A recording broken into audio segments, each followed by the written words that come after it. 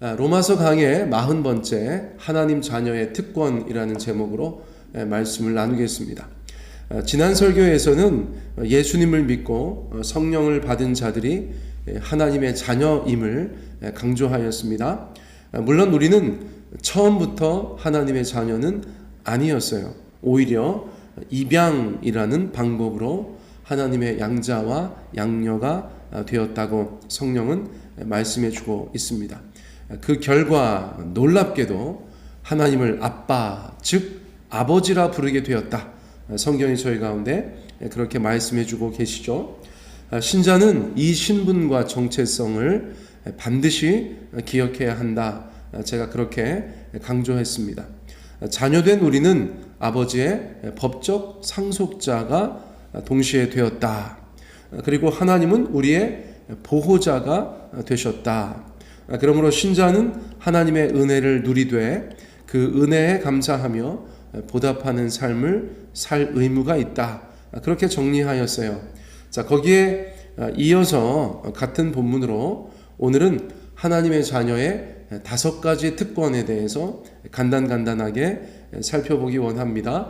특별히 오늘의 내용은 제가 참고하는 책 중에 하나인 팀 켈러 목사님의 당신을 위한 로마서 2권 중에서 도움을 받았다는 것을 미리 밝혀요. 5가지 그 리스트는 제가 조금 참고하였고 나머지는 저의 말로 그렇게 풀어가도록 하겠습니다. 자, 14절과 15절 말씀 같이 한번 다시 읽습니다. 시작. 무릇 하나님의 영으로 인도함을 받는 사람은 곧 하나님의 아들이라. 너희는 다시 무서워하는 종의 영을 받지 아니하고 양자의 영을 받았으므로 우리가 아빠, 아버지라고 부르짖느니라. 이 구절들에 등장하는 하나님 자녀의 특권이 보이십니까? 제가 5가지로 이어서 계속해서 말씀드려 보겠습니다. 첫째, 두려움이 없습니다. 하나님에 대한 두려움이 없습니다. 무서워하는 종의 영을 받지 아니하고 양자의 영을 받았으므로. 종은 주인과의 관계에서 어떤 형태로든 두려움을 느낄 수가 있습니다. 주종 관계이기 때문이죠. 주인이 모든 권한을 가지고 있는데 종의 생사를 결정할 만큼의 절대적인 권한도 가지고 있습니다. 하지만 자녀는 종과 같은 두려움을 갖지 않는 법이죠. 말 그대로 자녀이기 때문입니다. 부자지간, 부녀지간이기 때문에 그렇습니다. 이 관계의 특수성에서 오는 안전감이 자녀에게 있다. 그렇게 말씀드릴 수 있어요. 자, 우리는 누구라고요? 하나님의 자녀입니다. 그러므로 하나님과의 관계에서 안전감을 누릴 수 있다는 것이요. 두려움이 아니라 사랑이 우리 관계의 가장 중요한 요소가 되기 때문입니다. 자, 그러므로 하나님 자녀의 첫 번째 특징은 두려움이 없는 안전감, 그렇게 표현할 수 있을 것 같아요. 하나님에 대한 두려움이 없다. 오히려 하나님에 대한 마음의 안전감이 있다. 그렇게 표현할 수가 있겠습니다. 또 14절과 15절에서 보여지는 두 번째 하나님 자녀의 특징은 어떤 것이 있을까요? 자녀의 권세가 있다고 말씀해 주고 계세요. 종은, 노예는 집안에서 어떤 형태의 권세도 없습니다. 그저 주인이 시키는 대로 할 뿐이지요. 그러나 자녀는 다릅니다. 아버지가 주시는 권세가 있습니다. 누구도 주인의 자녀에게 함부로 할 수 없습니다. 자녀로서 집안에서 할 수 있는 일도 많습니다. 이것은 다 주인의 자녀이기 때문에 가능한 것이죠. 요한복음 1장 12절에서 이것을 정확하게 지적해 주고 계세요. 요한복음 1장 12절 영접하는 자 곧 그 이름을 믿는 자들에게는 하나님의 자녀가 되는 권세를 주셨다. 그렇게 표현하고 있지 않습니까? 그런데 요한복음뿐만 아니라 로마서에서도 하나님의 자녀의 권세가 있다. 그것을 저희 가운데 말씀해 주고 계세요. 자, 이처럼 우리는 하나님의 자녀로서 자녀된 권세를 가진 사람들입니다. 여러 면에서 그 자녀됨의 권세를 드러내시는 복된 인생 되시기를 축복합니다. 자녀됨의 권세, 이것을 조금 더 묵상해 보셔도 좋겠다는 생각이 듭니다.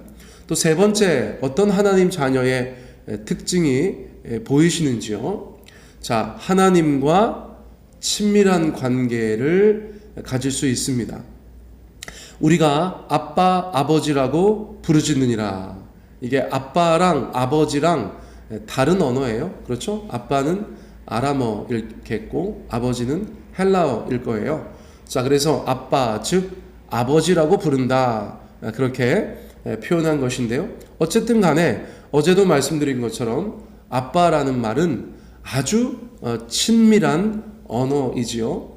자녀가 그 아버지에게 사랑과 신뢰가 가득 담긴 마음으로 부를 수 있는 최고의 단어가 바로 아빠라고 할 수 있어요. 저는 세 자녀의 아빠로서 각각의 아이들이 저를 처음으로 아빠라고 불렀을 때를 기억해요. 그 중에서도 첫째 아이가 저를 아빠라고 불렀을 때, 물론 그것이 정말 저를 아빠라고 생각하고 아빠라고 불렀는지 그냥 어쩌다 보니까 아빠라는 발음을 한 건지는 지금도 알 수 없습니다만, 어쨌거나 그 아이의 입에서 아빠 이런 말이 처음 나왔을 때 저는 생생히 기억을 하고 있습니다. 너무너무 기뻤죠. 정말 기가 막힌 추억으로 지금도 간직하고 있습니다. 자, 그런데 자녀가 그렇게 아빠를 부를 때 수줍게 부릅니까? 확신 없이 아빠? 이렇게 부릅니까? 그렇지 않다는 거예요. 참된 자녀라면, 또 친밀한 자녀라면 아빠를 그렇게 부르지 않습니다. 가만히 생각해 보니까 저희 집에서도 1, 2, 3번 아이들이 있는데 막내 늦둥이가 아빠를 제일 가볍게 여기죠.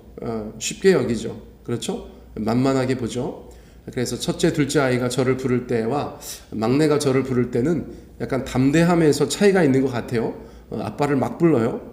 그런데 뭐 아빠를 막 부른다고 그것이 저에게 기분 나쁨이 된다거나 상처가 된다거나 그렇지 않죠. 왜냐하면 그 아이는 저의 자녀이기 때문입니다. 그래서 아빠를 굉장히 막 불러요. 아빠를 막 불러요. 그렇죠? 그런데 오늘 말씀해 보니까 하나님의 자녀는 아빠, 아버지라고 부르짖는다 그랬어요. 아빠, 아버지라고 부르짖는다. 수줍게 부르는 것도 아니고 확신 없이 부르는 것도 아니고 작게 부르는 것도 아니고 아빠, 아버지를 막 부르짖느니라, 이렇게 성경이 말씀하고 있어요. 세상 누구도 천지를 지으신 하나님 아버지를 그렇게 부를 수 없습니다. 오직 자녀된 우리만 하나님 아버지를, 여호와 하나님을 그렇게 아빠라고 부를 수 있는 존재가 되었다는 것이에요. 참 이것도 놀라운 특권이라고 말씀드릴 수 있겠죠. 그러므로 사랑하는 성도 여러분, 그 아빠를, 하나님을 담대하게 부를 수 있는 그 특권도 우리의 삶 가운데 누리시고 사용하시기를 바랍니다. 그러므로 오늘 특별히 기도하실 때 여건이 되신다면 아빠를 부르시기 바랍니다. 하나님 아버지, 아빠를 부르시기 바랍니다. 그렇게 하나님을 아빠라고 부르는 것만으로도 우리 주님께서는 기뻐하실 줄 믿습니다. 자, 16절로 넘어갑니다. 성령이 친히 우리의 영과 더불어 우리가 하나님의 자녀인 것을 증언하시나니, 성령께서 우리가 하나님의 자녀인 것을 증언하신다고 말씀해 주셨어요. 이것도 특권입니까? 네, 특권입니다. 네 번째 특권은 성령님이 주시는 확증이 있다는 것입니다. 성령께서 우리가 하나님의 자녀인 것을 확실히 증언하신다는 거예요. 어떤 의미인가? 여러분, 성령님께서 우리 안에서 내가 하나님의 자녀인 것을 확실하게 말씀해 주신다는 것입니다. 마귀는 우리가 하나님의 자녀로서 갖는 확신을 흔들려고 최선을 다하겠죠. 야, 네가 무슨 하나님의 자녀야, 너 이렇잖아 저렇잖아. 그렇게 우리 가운데 참소할 때, 또 하나님 앞에서 아이고 하나님, 저 인간은 하나님의 자녀가 아닙니다. 자녀 될 만한 인간이 못 됩니다. 이렇게 참소할 때 그때 가장 확실한 증인이 되어주시는 분이 바로 성령님이시라는 거예요. 법정에서 결정적인 증인이 출두했다고 생각해 보세요. 다른 사람들이 긴가민가 할 때 그 사건을 직접 목격한 확실한 증인이 나와서 내가 증인입니다. 그것은 분명히 이렇습니다. 라고 증언하면 여러분 그 판결이 어떻게 되겠어요? 자, 그런 그림을 보여주고 있어요. 긴가민가 할 때 성령님께서 우리 가운데 이 사람은 하나님의 자녀입니다. 너는 하나님의 자녀야. 그렇게 확실하게 증언해 주시는 그런 그림을 오늘 로마서가 저희 가운데 보여주고 계세요.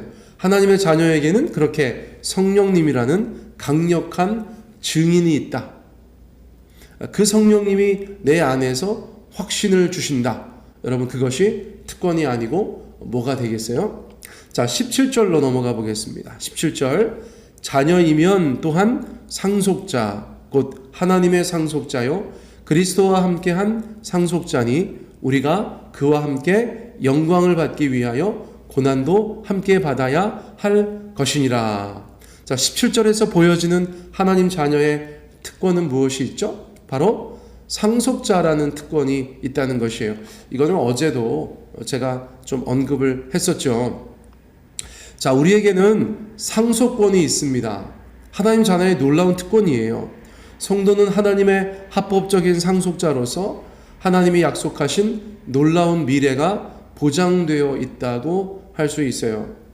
지금도 하나님의 자녀로서 많은 특권을 누리고 있지만 상속자, 하나님의 상속자는 현재보다 미래가 더 보장된 존재라고 할 수가 있겠습니다.